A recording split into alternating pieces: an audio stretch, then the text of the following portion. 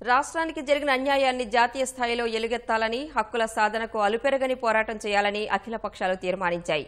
ప్రత్యేక హోదా, విభజన హామీల అమలు ప్రధాన ఎజెండాగా విజయవాడలో మాజీ ఎంపీ ఉండవల్లి నిర్వహించిన అఖిలపక్ష భేటీకి వైకాపా, సిపిఎం మినహా మిగిలిన పార్టీలన్నీ హాజరయ్యాయి.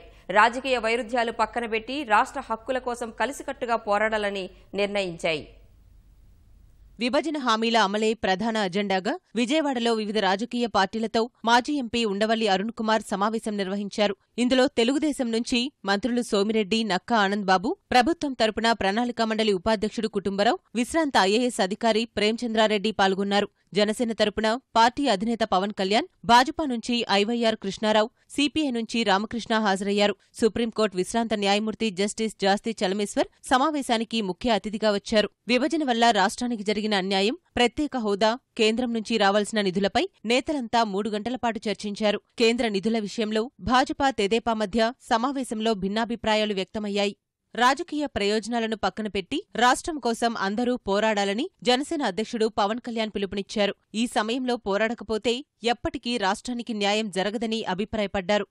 మాకైతే అందరికీ ఒక తీర్మానం ఏంటంటే, అన్యాయం అయితే జరిగింది, రాజ్యాంగ స్ఫూర్తికి విరుద్ధంగా జరిగింది. ఫ్యూచర్ లో మనకి బలమైన రేపొద్దున భారతీయ జనతా పార్టీ రావచ్చు, రాకపోవచ్చు, కాంగ్రెస్ రావచ్చు, ఎవరైనా రావచ్చు, థర్డ్ ఫ్రంట్ రావచ్చు, ఏదైనా రావచ్చు. కానీ ఈ రోజున మనకు జరిగిన అన్యాయానికి మనందరూ ఒక గొంతుగా మనం చెప్పకపోతే ఇది ఇబ్బందికరమైన పరిస్థితులు వస్తాయి. పోరాట స్ఫూర్తి పోతే అన్యాయానికి మనం ఎప్పుడు గళమెత్తపోతే పడేవాళ్ళగా ఉంటామని చెప్పి ఉద్దేశంతో ఈ రోజున ఉండవల్లి గారు పెట్టిన ఈ మీటింగ్ కి నేను మనస్ఫూర్తిగా సంపూర్ణంగా నేను దాన్ని ఒప్పుకుంటున్నాను. 4.5 ఏళ్లుగా కేంద్రం నుంచి రాష్ట్రానికి అంతంత మాత్రమే నిధులు వచ్చాయని మంత్రి సోమిరెడ్డి అన్నారు. పవన్ కళ్యాణ్ ఆధ్వర్యంలోని నిజ నిర్ధారణ కమిటీ నివేదికకు, ప్రభుత్వం రూపొందించిన నివేదికకు పెద్ద వ్యత్యాసం లేదని చెప్పారు. 1,00,000 కోట్లకు పైగా నిధులు కేంద్రం ఇచ్చి తీరాలని సోమిరెడ్డి డిమాండ్ చేశారు. మోరార్లెస్ 1,00,000 కోట్లు ఇవ్వాల్సిన పరిస్థితి ఉంది. మోరార్లెస్ అనేది ఏకాభిప్రాయం, భిన్నాభిప్రాయం లేదు. అది ఇవ్వాల్సిన అవసరం ఉంది. పార్టీలకు అతీతంగా అందరు తయారు చేసిన రిపోర్ట్స్, ఇటు గవర్నమెంట్ చేసింది కానీ మిగతా కమిటీస్, ఫ్యాక్ట్ ఫైండింగ్ కమిటీస్ తయారు చేసినవి. ఇది ఇప్పటికీ ఇవ్వకుంటే 4.5 సంవత్సరం అయిపోతే ఇవ్వనప్పుడు రాష్ట్రానికి అన్యాయం జరుగుతుంది. రెండోది హోదా విషయంలో, ఇది ఒకరిద్దరు తప్ప హోదా విషయంలో అందరూ యునానిమస్ గా అడుగుతున్నాం. ఆంధ్ర రాష్ట్రానికి అన్యాయం జరిగింది, ఇప్పటికి కూడా పరిష్కారం చేసేదానికి ముందుకు కేంద్రం రావటం లేదనేది మెజారిటీ అభిప్రాయం. సమావేశానికి వైకాపా, సిపిఎం నేతలు హాజరు కాకపోవడం వారి వ్యక్తిగతమని ఉండవల్లి అన్నారు. సమావేశం ఎజెండాని ఇతర పార్టీ నేతలకు వెల్లడిస్తానని తెలిపారు. భవిష్యత్తులో రాష్ట్ర ప్రయోజనాలే లక్ష్యంగా పోరాడతామని స్పష్టం చేశారు. రాష్ట్ర ప్రయోజనాల కోసం ఏర్పాటు చేసిన అఖిలపక్ష సమావేశం విజయవంతంగా సాగిందని, అన్ని పార్టీల నేతలు సమావేశానికి రావటం హర్షణీయమని ఉండవల్లి అన్నారు. రాష్ట్రానికి జరిగిన అన్యాయంపై కలిసికట్టుగా పోరాడాలని అన్ని పార్టీలు నిర్ణయించాయని తెలిపారు. ఎప్పుడైతే మనకు జరిగినటువంటి అవమానాన్ని మనం మర్చిపోలేదో మళ్లీ అవమానించడానికి వాళ్ళు సిద్ధంగా ఉండరు.